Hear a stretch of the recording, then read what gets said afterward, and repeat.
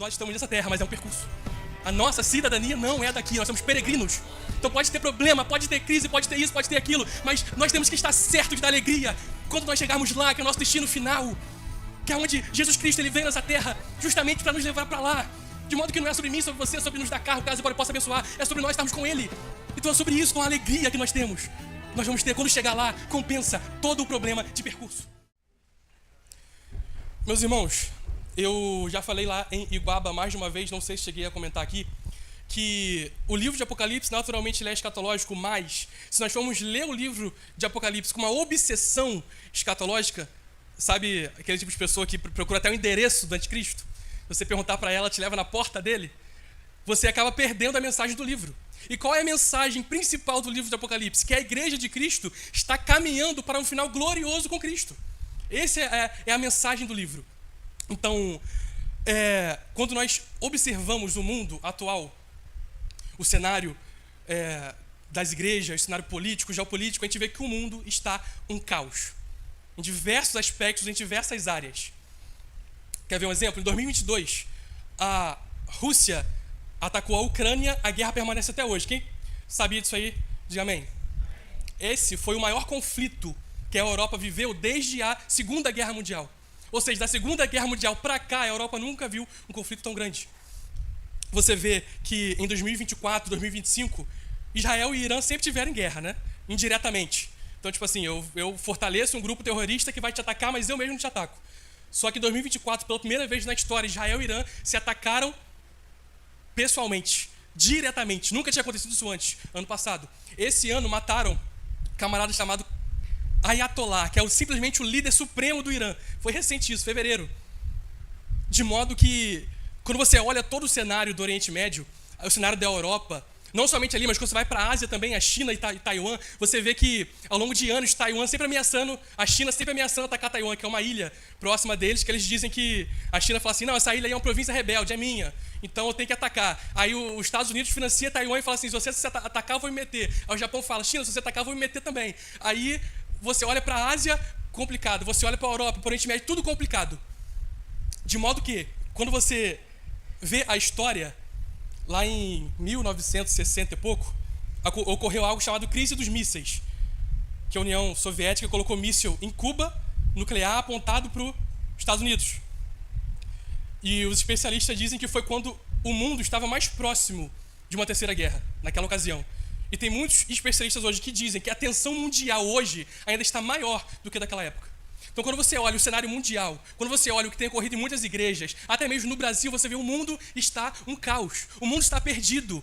A igreja, cada vez mais, o número, a tendência são pessoas saindo, às vezes, da igreja do que entrando, querendo deixar de congregar do que vir congregar. E por aí vai. Só que quando você olha o mundo, o caos, muitos acabam se desesperando. Ou se atentando ao que está acontecendo, se esquecendo que é um Deus no trono. Mesmo que o mundo esteja um caos, há um rei, há um senhor assentado no trono. E nesse texto que nós lemos, eu consigo ver pelo menos 5 motivos que nós temos para não temer. Mesmo que venha alguém querendo fazer alarde ou querer ganhar visualização no YouTube, olha essa guerra mundial, olha isso, olha aquilo. E tem muita gente que realmente se assusta. Uma vez eu estava conversando com uma irmã em Cristo, ela falou que ela estava com ansiedade de tanta notícia que ela estava vendo. Então, acompanha comigo o versículo 1 de Apocalipse capítulo 4, olha o que fala. Depois disso, eu olhei e eis uma porta estava aberta no céu. E a primeira voz que eu ouvi era como se fosse uma trombeta falando comigo e disse, sobe aqui e te mostrarei as coisas que acontecerão.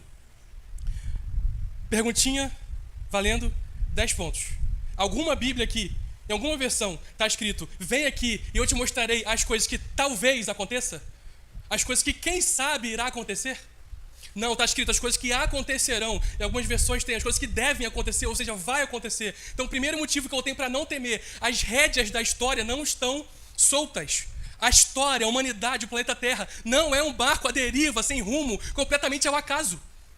Não temos o que temer, porque o Senhor já predisse lá no início o que irá acontecer, como irá acontecer, e já predisse o final, que é a igreja junto com Cristo na glória.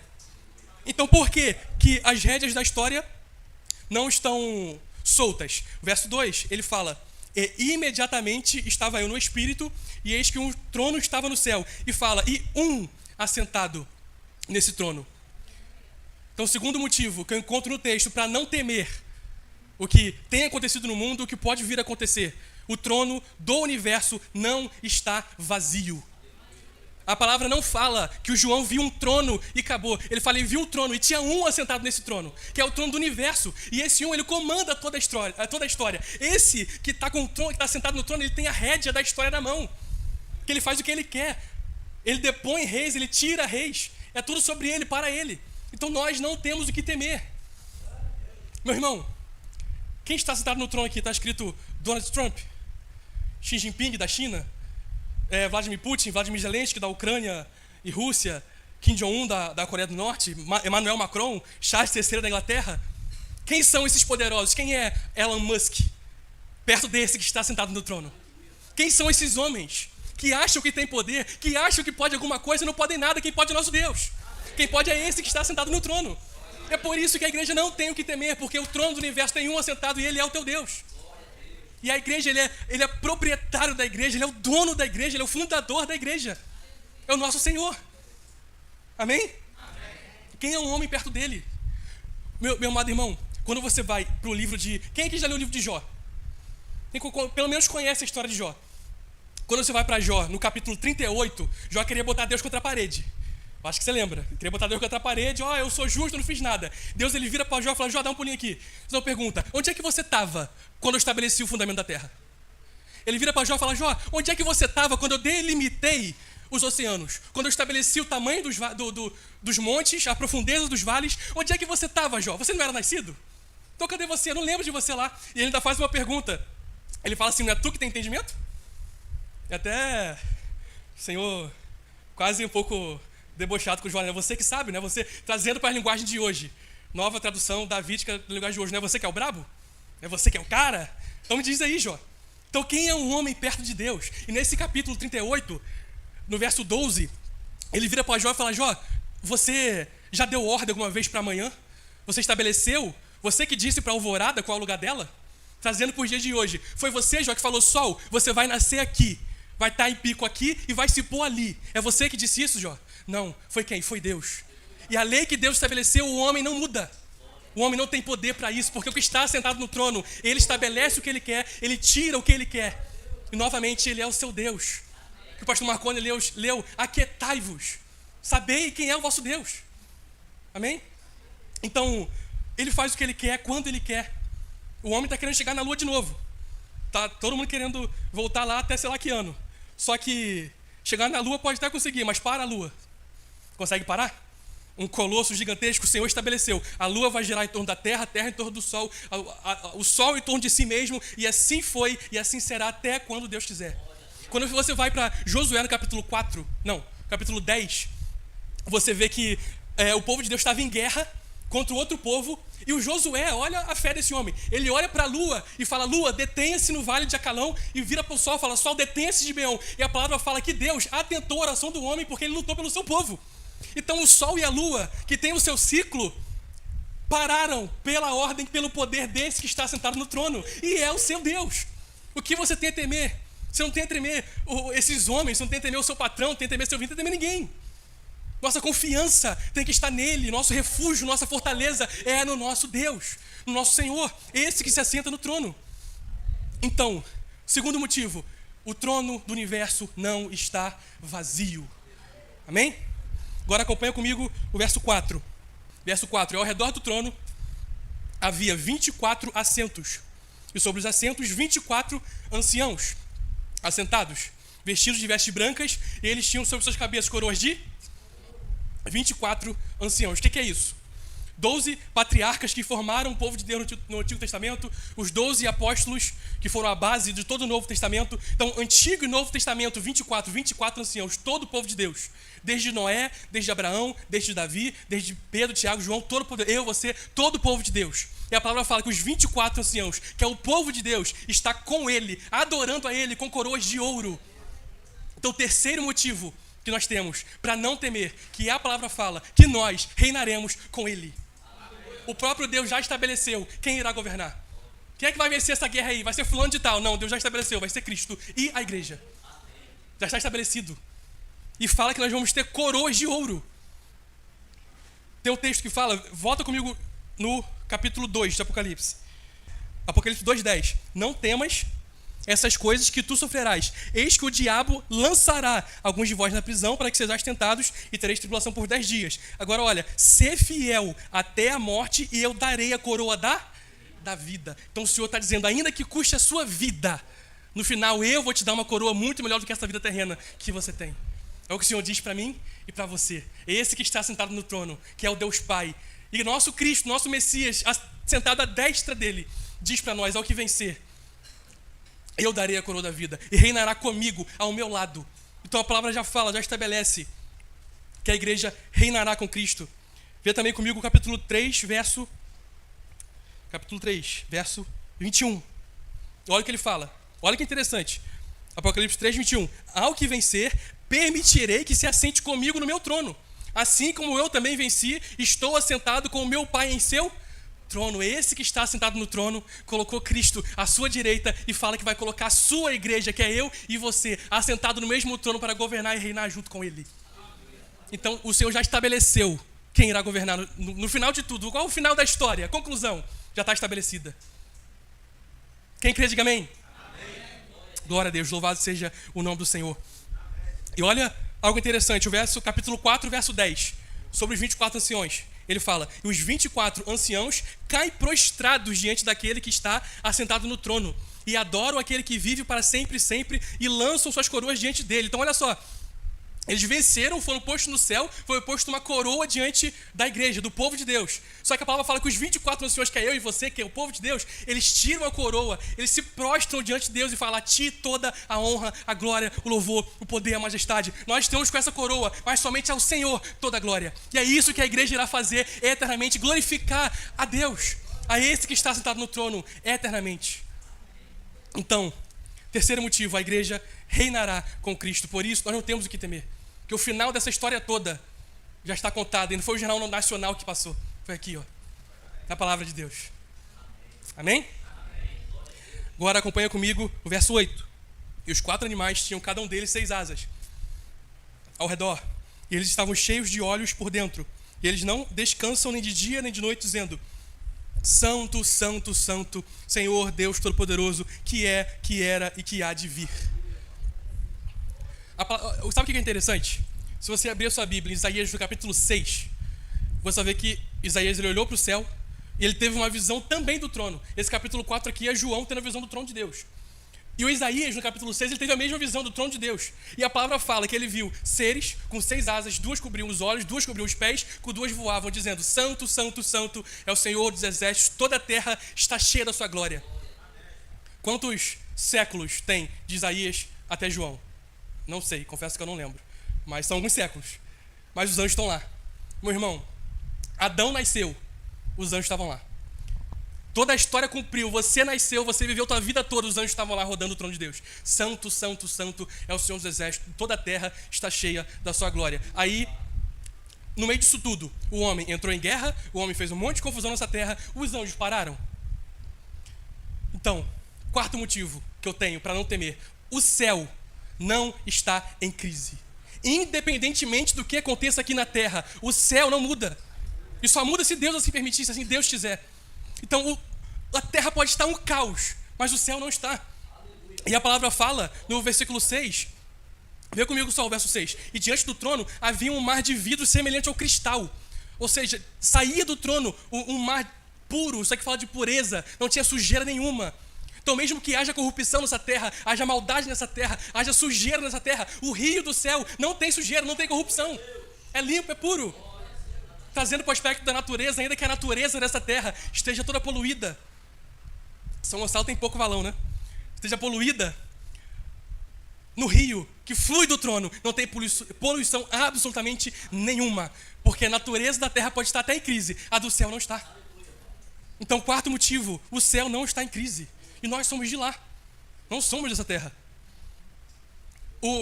Eu tenho um primo que ele se mudou para Portugal.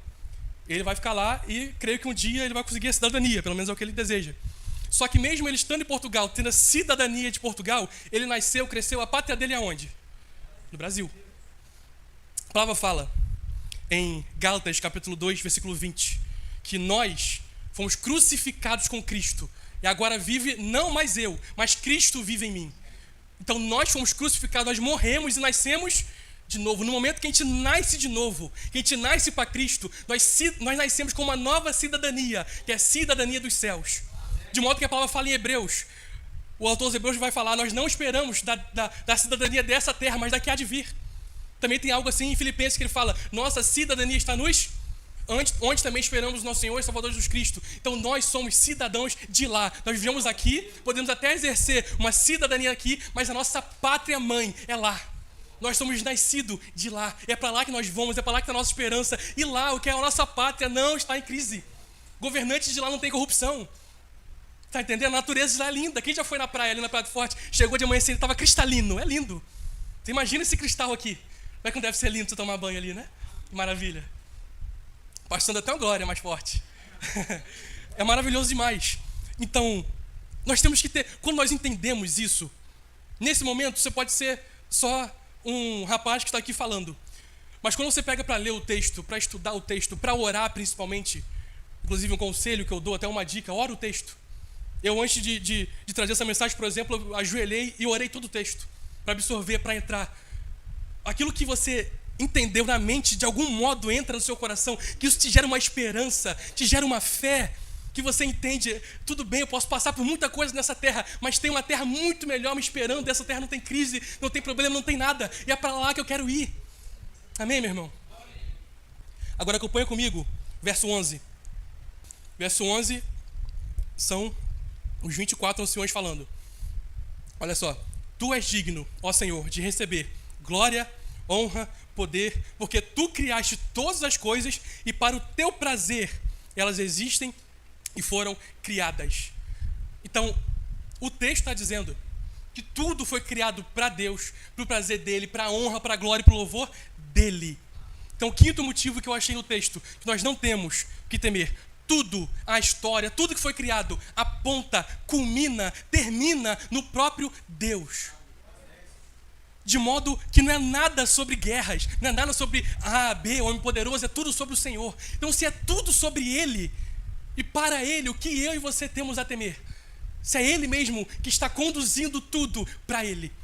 E Ele chama eu e você de filhos, de povo dEle, de igreja dEle, de propriedade exclusiva dEle.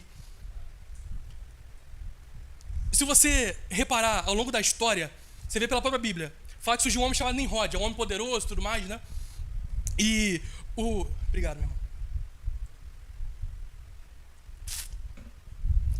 E o Nimrod foi um homem poderoso e tudo mais, só que ele caiu e morreu. Depois dele veio, por exemplo, o Império Egípcio, que foi um império gigantesco, caiu. Aí o Império Assírio, o Império Babilônico, aí chegou no Império Persa. Na própria Bíblia você vê que o Império Persa governou da Índia até a Etiópia. Até aquele momento da história, nenhuma nação tinha governado tanto território. O primeiro grande governo mundial foi o governo persa, nem a Babilônia tinha ido tão longe. Então, praticamente todo mundo conhecido daquela época, globalmente falando, era do domínio persa. O império gigantesco. Veio os gregos e derrubaram o império persa. E veio Alexandre o Grande com a Grécia, gigantesco também, e caiu. Vieram os romanos. E vieram os romanos, diversos reis romanos. O império romano foi gigantesco e caiu. Todo império, ele levanta e cai. Ele tenta reunir, não, vou reunir todo o planeta Terra debaixo do meu poder, debaixo do meu domínio. Pasme, não consegue. Você vê um camarada trazendo um pouco mais para perto da nossa história, um camarada chamado Napoleão Bonaparte. Ele está lá da França, depois da Revolução Francesa, e ele destrói a Europa. Ele vai conquistando um monte de país, domina toda a Europa. Aí os outros reis não conseguiam derrotar o Napoleão Bonaparte, cada um vai para um canto, foge. O rei de Portugal fugiu para o Rio de Janeiro. Ele foi consagrado, ele foi coroado rei de Portugal ali no centro do Rio, por causa de Napoleão Bonaparte. Então eu vou dominar toda a Europa. Pasme, não conseguiu. Depois dele veio Hitler. Quem estuda a história sabe que, por um grande período da Segunda Guerra Mundial, os países do mundo achavam que os nazistas eram irrecuáveis, eles eram indestrutíveis, o exército nazista não tinha como combater eles. Mas veio uma batalha chamada Stalingrado, eles deram o primeiro passo para trás e perderam a guerra. E não conseguiu dominar tudo que ele queria sobre o seu poder. Por quê? A palavra fala, o próprio Daniel vai falar, o nosso Deus é o Deus que põe reis e depõe reis. Então tudo nunca foi sobre Nimrod, sobre o Império Persa, sobre Napoleão Bonaparte, esses homens que queriam dominar tudo. Tudo foi sobre o nosso Deus. E pasmem, todos esses subiram ao trono e caíram do trono, mas no meio disso tudo teve um que não caiu do trono. Foi o nosso Deus.